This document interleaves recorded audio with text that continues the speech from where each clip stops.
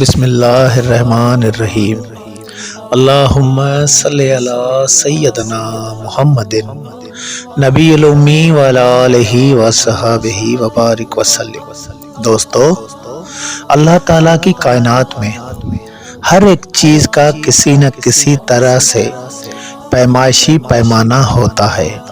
خاص طور پر جب آپ کسی موضوع کے بارے میں بات کریں گے تو اس کی مقدار ناپ تول کا جائزہ لیا جائے گا۔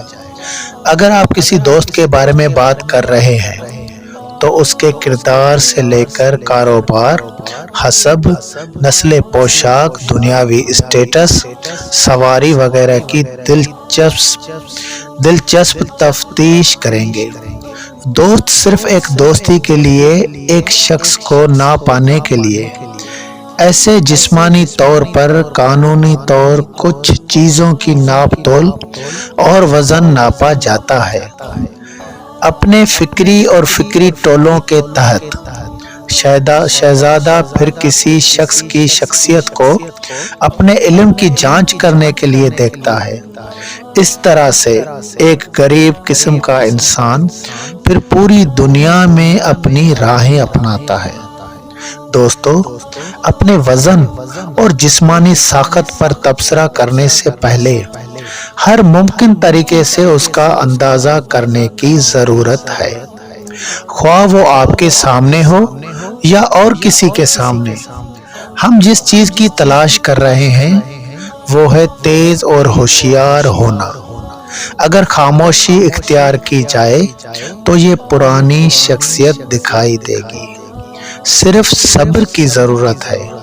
لہذا اگر آپ محض تفریح کرتے ہیں تو آپ جس آزمائش کو تلاش کر رہے ہیں اس کو تلاش کریں اور اسے دوسروں سے بات کرنے کا ایک اور موقع دیں کہ جب آپ ان سے بات کرتے ہیں تو جب آپ دوستوں اور اس وقت کی صورتحال پر بات کریں گے تو وہ ان کی پریشانیوں کے بارے میں کس طرح بات کرنا چاہتے ہیں۔